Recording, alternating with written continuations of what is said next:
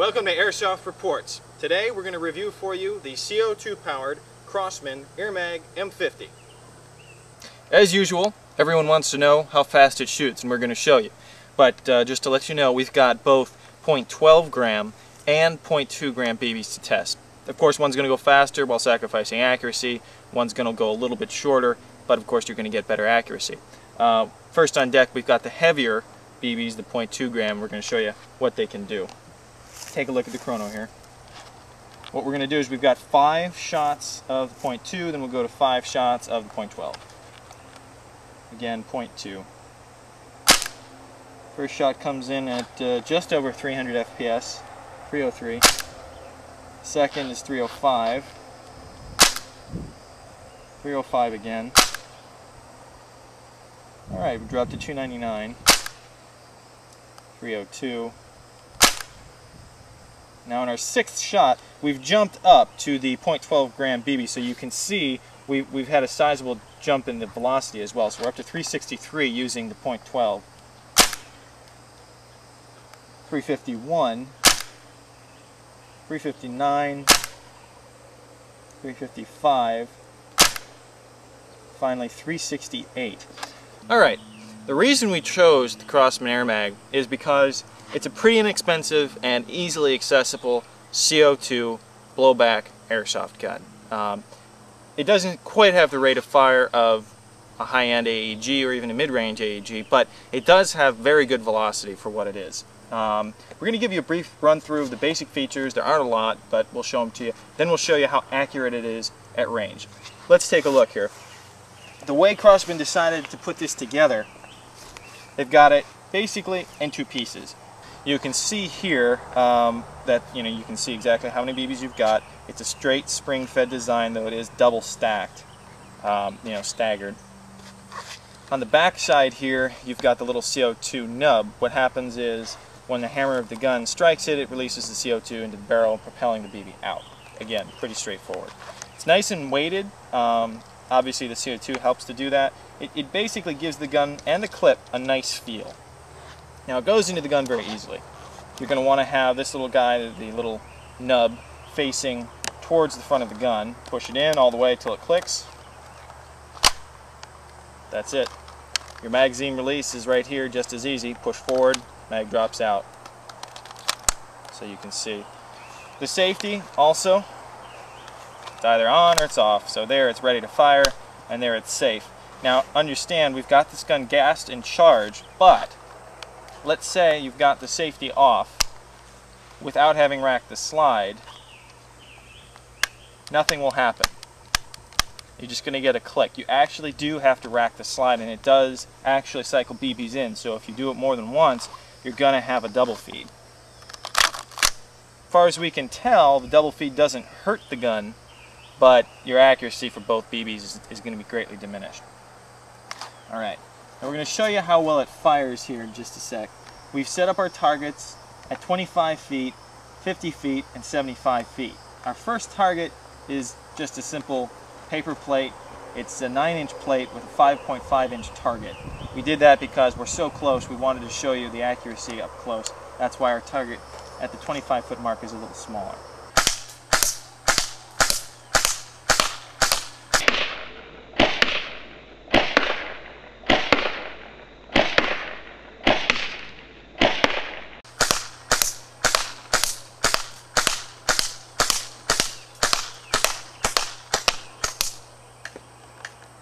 Alright, as you can see, the accuracy is actually not too bad at the 25-foot mark. As I mentioned earlier with the sights, I actually started off using the sights, BBs weren't hitting the target. So I just started using, simple trial and error, tracing the BB in, correcting as each shot landed. But this is a perfect time to show you how to swap out the CO2 cartridge. We had actually gone through about 4 magazines, so we were on our 4th when we began filming and firing at the 25-foot range. So that gives you about 200 shots per cartridge, and we're going to show you how to swap out the cartridge. Of course, simple safety precautions. Make sure it's on safe. Make sure you're not pointing at anyone when you're loading and unloading. Just straightforward. Remove the magazine. Remember, you're going to be unscrewing. In this case, you're going to be going counterclockwise. and after a few unscrews, you'll see the cartridge sleeve. There it is. Again, straightforward. Replacing it with a fresh one, just drop it in and reverse the process. Again, now you're going clockwise, and you're going to go all the way until you hear the CO2 fill the chamber, and the little plate on the bottom here should be almost flush. Might be kind of hard to see, but you'll know once you hear the CO2 go in. Just try to crank it down as far as it'll go until it stops. Okay, replace. And you probably, if you just had been firing, you probably have a BB in the chamber, so don't think that it's not loaded. You can figure this out by pointing it in a safe direction and pulling. In our case, it actually was decharged, so you've got to just rack the slide and you're back in business.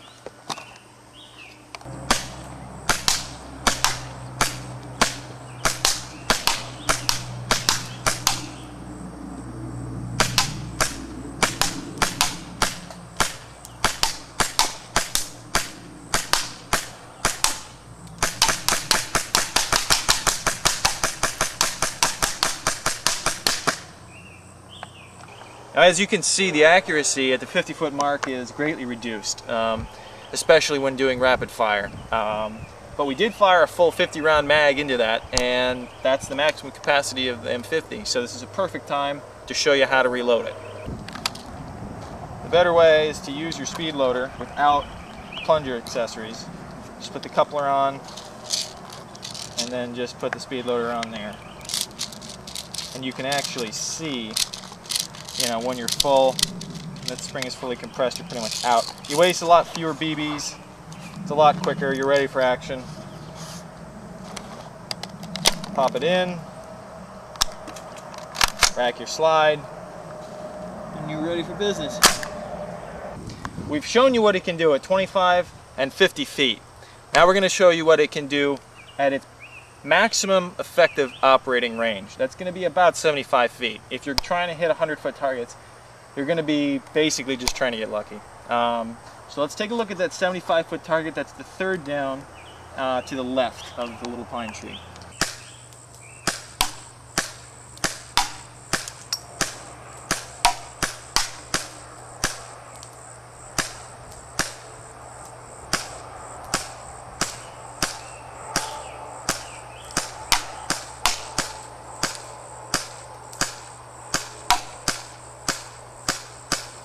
Alright, you've seen the accuracy, you've seen the velocity, and you've seen the fit and finish and how it works. All in all, this is a pretty good airsoft gun. It's definitely not going to do you much good at long range. As you saw, our 75-foot target, the best we could do is maybe put a couple of BBs around the rim of the plate.